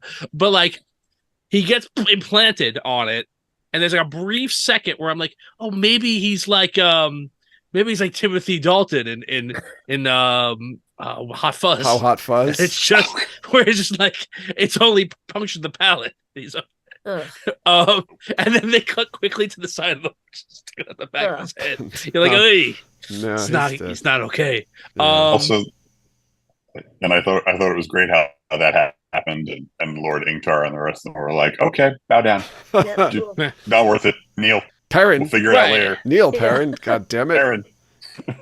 Yeah, and I think Ingtar's like, learn a lesson from this. Your pride's not worth it. Like, it's not. Right. Yeah, we could be We'll dead see. like him. So then Perrin, I guess, is captured by the Shanshan, I guess, right? He's tied up or chained up in a wagon with our good friend, the man in black, who wants Perrin to explore the wolf in him because he says it brings him closer to him, which was kind of an interesting thing there. And then he just leaves Perrin. He says, all right, see you later. I'll be watching your progress. With great interest. What is Yeah. this? Is that a line from something else? It's what Emperor Palpatine says to Anakin. Anakin. Said it with Emperor Palpatine. We'll be that watching phrase. your career with great interest. Yeah. And he just leaves him. Yeah. Why? Why would he leave him? wolves coming? Oh, you think he's scared of the wolves, so he Because left? he doesn't want to be No, eaten but by he a has wolf. to like just get out. Why would he stay there? Why does he leave Perrin? Is what I'm saying. Because he's not. He doesn't want to. What's he gonna do with Perrin? I don't know. He seems like a bad dude. All right. I guess we haven't Let me seen him ask you, indiscriminately. like, right kill. now. Let me ask, what's he gonna do? I want to ask you guys this: like, do you believe him in what in the advice that he gives Perrin? Like, and like his like Perrin clearly feels like has been resisting this for a while. It clearly feels like there's some like this wolf stuff is not for him. There's something wrong with it. He doesn't trust it, right? And this guy's telling you, Right. like, good. The more you use it, the more the more you'll be in tune with me. Like, Are you I don't asking if I believe? Are you asking if I believe the guy who infiltrated everyone's dreams with a fire face and is the leader of a group called the Forsaken, who works for Dark One? No, right? And I think I don't believe. Nothing bad has happened. Nothing bad has come of him doing that, of him becoming a wolf so far. Except, unless you True. count like other people being murdered Yeah. by wolves, which I don't, because it they were all bad. They were all very bad people. They're All bad. all bad. Is that true yeah, lies? I think like that's why he leaves. Yes. Yes, true lies. Okay.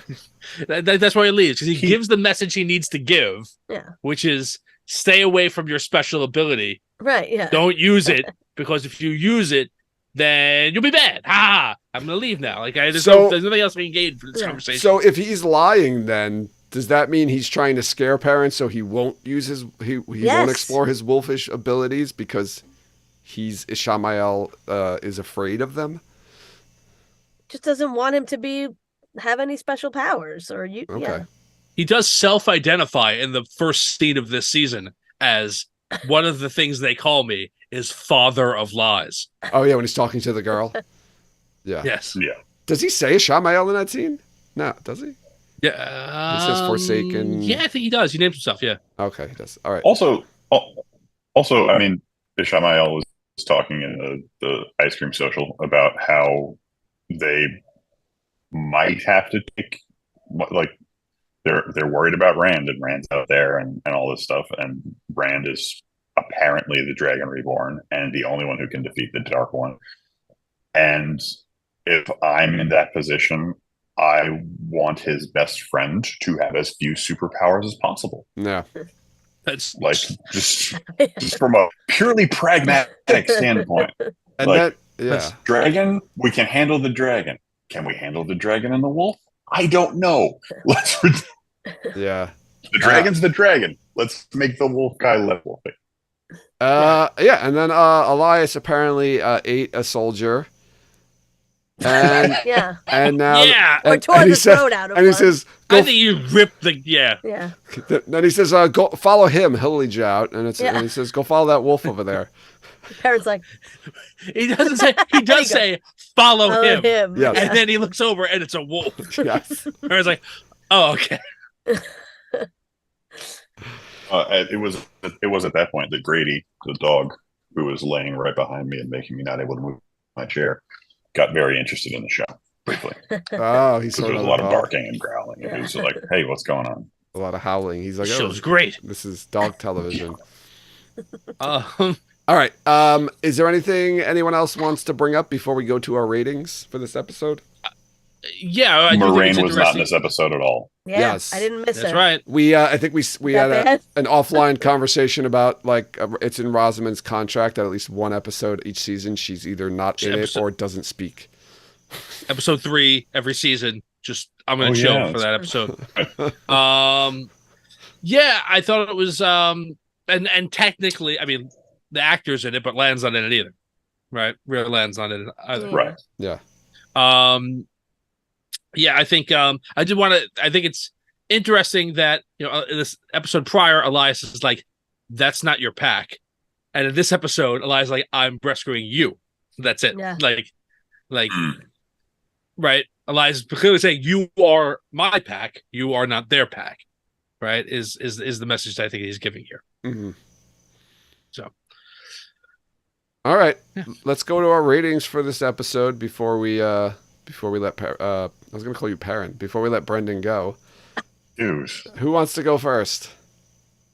I'll go first. I'm going to give this Okay. a 4.75.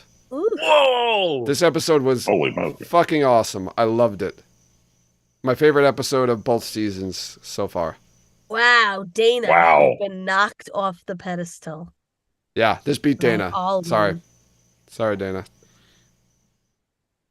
All right, I'll go next. I'm going to give it a 4.25. Wow. Jen's a really tough scorer. She loves her fractions. Decimals. 4.17. Yeah, I'm gonna give it a 4.5. I also thought this episode was great. I have to tell you, I think every single episode this season is better than every episode in season 1. Like, just I think from a quality point of view. But We're gonna I love this episode. I thought it was terrific. We're going to have to at some point go back and rescore season 1 because comparing it to season 2. We scored it 2 times already. I know, we might need a third We'll time. have plenty of time in the 5 years between this season and season 2. Don't worry about it. Brendan. Brendan, what do you score it? I'm gonna give it a 3.25. I thought this was the least good episode of the season so far, except for the Nynaeve stuff, which is, to be fair, almost half the episode. I appreciate you saying a lot of the other least stuff good, just kind of. not worst. I just like that. I mean, that suggests a suggest something I don't want to. I didn't think it was. Yeah, I didn't think it was bad. It just wasn't as good as the previous two episodes. I thought anything that wasn't the Nynaeve storyline just kind of fell a little flat for me. Except the thing where Uno got impaled on a spike, just because it was surprising. But even being the quote unquote worst episode of this season, it's still better than all but 2.5 episodes of the first season. So it's still a good episode. Okay. I'm surprised. Wow. Okay. Brendan, what were our predictions from last episode that we thought was going to happen? Tom, you mentioned yours, that something was going to go wrong with the accepted test, which would cause Matt to be able to escape or leave. So you will. Jen predicted White Cloak. Joe predicted Perrin and Elias talk about the Wolf Brothers stuff. Which I guess still maybe a little. No. I mean, I'm like the talk. And my prediction was a joke about how it was going to be a silent episode with title cards like an old time movie. Okay, that didn't happen. Do we want to do it wasn't. So, predictions for episode 4? I want to say the same thing over and over again. Well, we kind of saw the coming attractions. So. We did see the coming attractions. But yeah, we can't be in that. I haven't actually. Oh, okay. So we can't predict anything that happens in that. I'm going to say White Cloak's in this episode, in the next episode. Episode 4. I think I just keep taking your thing, Jen, like from the previous episode.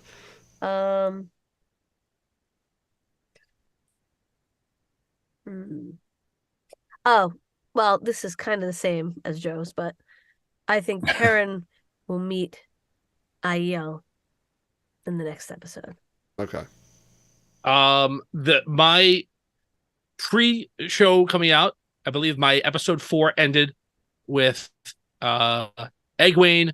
Don't say it. Yes, you know what I mean. Something bad happening to Aguane. And I think that is going to happen by the end of this episode. Wow. Okay. Episode 4. Okay. Brendan, what is your bad happens to Aguane? Okay. Yeah. We're gonna find out that we're gonna find out the identity of one of the other people at the Dark Friend social. Oh, real? Like another one's either gonna show up or we're gonna find out. Brendan putting some effort into it this time. I was gonna give you partial credit. I was going to give you partial credit for the format of this episode being different than the other episodes. It was very different, yeah. But not silent. Okay. All right, Brendan. All right, guys. Thank you once again, as always. We'll see you next episode. Enjoy the rest of the show. Everyone say goodbye to Brendan. Everybody. Good night, Brendan.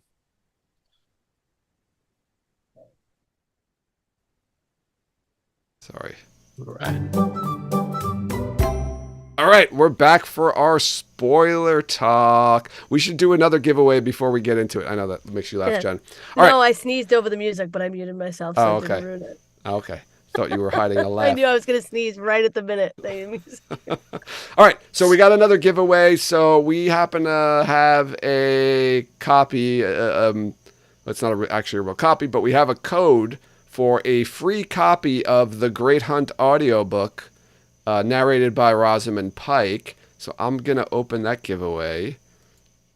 Let's see. Is it there? There we go. It's there, everyone. You can join the giveaway now. The Great Hunt audiobook narrated by Rosamund Pike. Compliments of Amazon Prime Video. So thank you. All right, I'm going to just jump through my notes, and you guys stop me or add what you want to add. I think this has been talked about already, but in the third part of the accepted test, Matt's left eye is cut out or damaged or gone. Nice little foreshadowing and also parents killed by Easter an egg. axe, which I think is also foreshadowing. Nice Easter eggs. For book readers, I don't know if that's probably just there for book readers. That scene with Edwin and Liondren, channeling at Liondren. I mean, Right, that would normally get her expelled from the tower. Yeah. I would think if someone did something like that. Do you think the question I want to ask about this is: do you think like Egwene's defiance is just a product of like the accelerated storyline of from the book to television, having to like move the story and the characters have to kind of grow a little bit faster?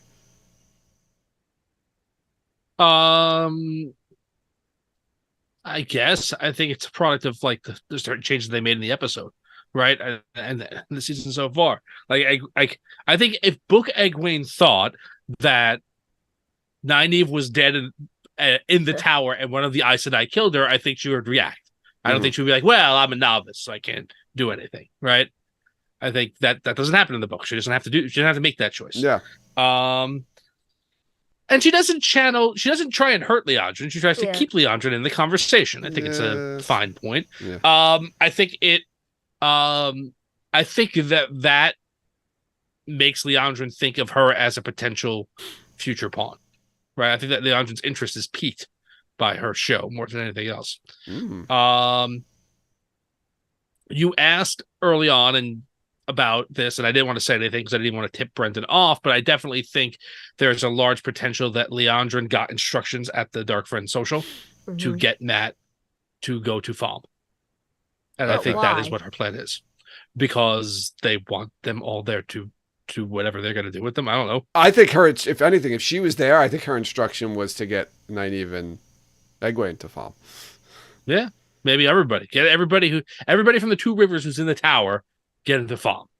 But yeah, I think that's a potential thing. Although I'm not 100% sure that she's that she is the Aes Sedai who's there. There's a lot of possibilities. But yeah, I think that's a potential thing. Do you think anything in Sheriam and Liondren's conversation could be like thought of as two dark friends talking to each other? No, I'm trying to think of exactly what they said to each other. No, there's nothing there, to be honest, because I listened for that, and I'm wondering if they even know each other, a Black Aja, in the show. Yeah, they may not. They probably don't. It seemed like, right, because there was no one else in the room. Sheriam might not be black. Like, we don't even know for sure that these people are Black Aja on the show. Yeah, that's true. That's true. We don't know for sure that Sheriam is. Like, now that Uno's dead, I'm kind of just like, I don't fucking. Well, it doesn't really have any repercussions. Killing off like it a side doesn't, but it's a character really that exists in the story long term. Things happen, and he makes it to the end, right? Not alive anymore now.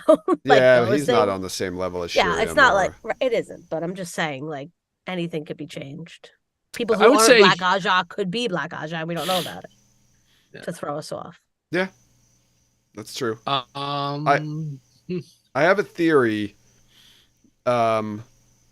The scene with Perrin and Ishamael, like watching that, I'm like, okay, why is Ishamael telling Perrin, the more wolf you become, the closer to me you get, or closer to the shadow you become. I get it in the story for the TV show. It's like just he's trying to scare Perrin off, using reverse psychology or whatever he's using. But right, Perrin has this in the books, right? Perrin has this whole fear that he's going to be taken over by the wolf, like he's going to get too lost in the wolf and not be able to control it. And that all really comes about because of his contact with Gnome, right? Gnome's the guy that he meets in the town, and he's like basically just full wolf at this point. He's like catatonic almost as a human being. So I lock him up. Yeah. My guess is that this means that we're not going to get Gnome in the show because Ishamael just already planted that seed for us. So there's like no reason to have Gnome to put that fear in Perrin, since Ishamael put the fear in him. Yeah, I think that makes sense. The wolf, is that Hopper? Sure. Well, I think it is. So. Hopper's cast. Like, Hopper is in this season and is cast. There's a dog that plays him, Yeah. So I think that might be him. Yeah. I didn't check the credits. Queen instead of a king of Cairhien? Yeah. Don't know what that is. Why would they change that? Because it doesn't matter. for the story? What happens to the king doesn't happen? Well, I mean, if it doesn't matter, why change it? Maybe it's going to be a relative of Moiraine. Moiraine's. It's her sister. Is Anvir her sister? Right? Because in the books, Anvir is her sister. So is this woman... Oh, really? Yeah.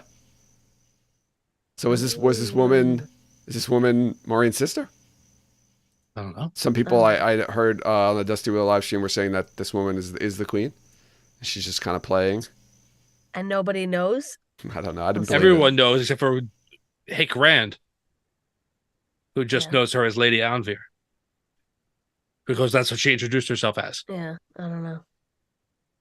Maybe. It could Yeah, be it's a possibility. Maureen's, like, little sister. Well, she would be her big sister. Well, no, not necessarily. Well, we know Maureen's only been Aes Sedai for like 20 years. On the show, do we know that? Yeah. They mentioned how when she first became Aes Sedai, you know. Yeah, it was when Rand started. was born, so it was around the same time. So this would be her older sister, or maybe she's a cousin. I mean, they could just make her a cousin or something like that instead. Interesting. Yeah, that was very surprising. Like, there has to be a reason, because like that's something that would bother me, and I know it's like inconsequential, but if like you just changed it to a queen just because you wanted to change it to a queen, and it doesn't, like, there's no further plans for that, that's dumb. Just leave it the way it was. Then. Just maybe leave it something with Caemlyn, or they both have queens and not kings. I don't know. Yeah, I don't know. We'll find out. Hopefully there was a reason for that. Right. Well, I mean, okay, think about it this way, right? In the books, King Galadrin gets killed by Tom Merrilin because Galadrin kills Tom's girlfriend, and that sends Carian into civil war, right? That's not going to happen on the show. Right. So maybe whatever they decide, if they want to leave Carian in civil war by the end of this season, right? Or, you know, just have the monarch be killed before they leave. Maybe whatever way they decided to do that, it makes more sense to gender swap that person, right? Yeah. Whatever plot mechanism. I hope so. I hope there's a reason for it. That's what I'm saying. I hope they didn't just change it. It's just to change it. Yeah. It just bothers me when they do, because, like you said, that it doesn't mean anything. And a queen? I don't They know. didn't say there wasn't a king. They just mentioned a queen. Yeah. Well, yeah. I don't know. Yeah. I mean, they mentioned the queen as if the queen were the sole monarch. Yeah. I'm just trying. I mean, there were a lot of changes in the first season too to kind of really only codify women leaders of government, right? Like there was no mention of Bran Alvia was the mayor. There was only Nynaeve was the wisdom, and there was no mention of Rain as like the leader of the Tuatha. There was no not mention of it. There was just no mention of it. He was there. He said the first things, but like Illa was presented as like the person in charge for the most part. So maybe they're doing that. Maybe they're just saying there aren't. It's a matriarchal society all the way through, and there's queens. Interesting. Over kings. I don't know. We'll find out more, I'm sure, in the next couple episodes. Yeah. Question. Another question about that party. So, does Selene already know what Rand's up to? Like, did she know that that Logain's in the sanitarium, and that Rand's there basically because he wants to talk to Logain, and that she's getting the wine for Logain? I actually assume she knows everything that he's doing and why. Like, he's not. He doesn't even know to be guarded. You know, his only thoughts of like keeping secrets are like, I can channel. I might go mad. I think he'd be guarded about his intentions with Logain because it's connected to him channeling. Yeah, but do you think like Celine's like, oh, where do you work? Oh, you work here. She's not going to check it out. She's not going to go, why? Oh, I'm not saying she doesn't know. I'm just saying Rand didn't tell her explicitly. Like, Rand wasn't that. Oh, yeah. I don't think that Rand would have let her know that, but I think that she probably knows. Anyway. I think so, too. I think she knows. I think, and jumping back to the conversation we had to Brendan's frustration in the first half, right? Yeah, I think she's manipulating his dreams here in that scene. I think that she's inside his head all the time. Right. She mentions in the second episode about like, oh, nightmares again. They always end the same. Like I think between her and Ishi, they're just fucking with his head all the time. And like, that's her waiting for him in his dreams for him to come home. to let him know, like, do not do that to me again. Yeah. Right. I think that there's a brief moment, a very brief moment as she's pinning him against the wall where like the Celine character drops for a second and it's Lanfear underneath where she gets like the super crazy eyes. Mm-hmm. And when she tells him like, I'll kill you if you do that to me again, if you ever leave me again, which is a great like you cannot leave me. Like that doesn't happen anymore. Yeah. Kind of a vibe. And then she's like goading him into channeling. Yeah. Because that's what she wants. She wants him to embrace his power and all the rest of that stuff. Yeah. Yeah. So does Logan says like come back, like get me out of here and I'll teach you. Do you think that's actually going to come to fruition? Like I don't think right now. It seemed like Rand was kind of done with him when he left. I mean, I don't know. Like, is this gonna? I mean, we're getting Asmodean, we think, right? Because he was one of the Forsaken statues. I mean, right. I thought maybe they could. We'll get him in that same way. I know, that's what I'm wondering. Like, but I feel like that's like Asmodean's biggest thing that he does is he's. It's really the only thing that he does. He teaches Rand how to channel and kind of teaches him a little bit of other stuff as well. That's all he does. So if you're gonna put Asmodean in there and he doesn't do that, I don't know what he would do. I don't know. Yeah, I don't. It'd be I interesting. don't know. I don't. Maybe later, but I don't think right now. Yeah, I was curious about that. I thought that could be a possibility, but I guess we'll have to wait and find out. That's all my spoiler notes that I had. Did you either of you have anything else? Oh, let me close this giveaway while you're thinking there. All right, last chance, everybody. I'm closing the giveaway now. I'll give you another 15 seconds. Let's see.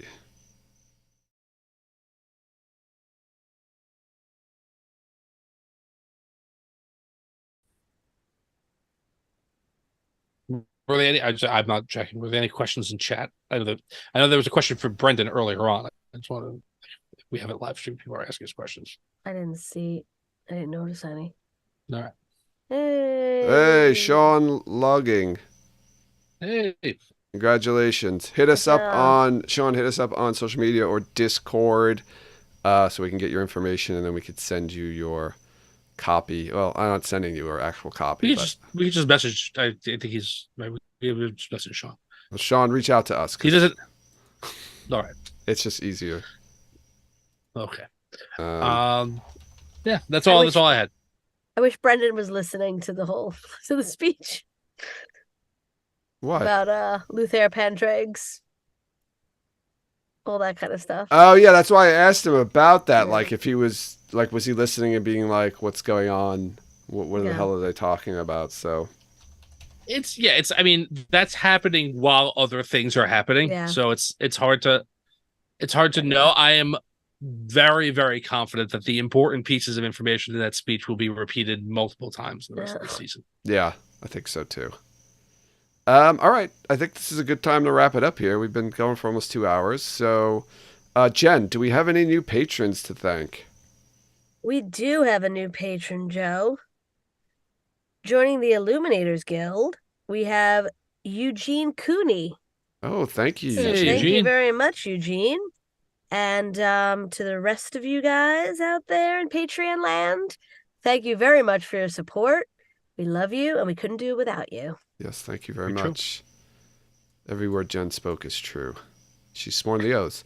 I want to remind everyone to follow us on social media. You can follow us on Twitter, Instagram, and Facebook. Join us over in Discord to continue the conversation there. We also post our episodes on YouTube, so be sure to like and subscribe. Rate and review us wherever you listen to podcasts, and check out our merchandise and Patreon pages to support us that way. Any final thoughts? We got episode 4 coming up very soon. Level of excitement. Do you think it's going to be better than episode 3? As good?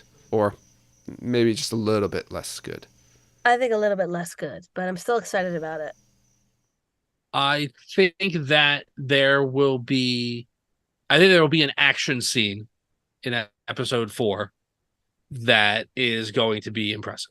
I think that they're gonna try and it's mid-season, right? I think they're going to try and end it with a bang. So I think it's going to be a very good episode.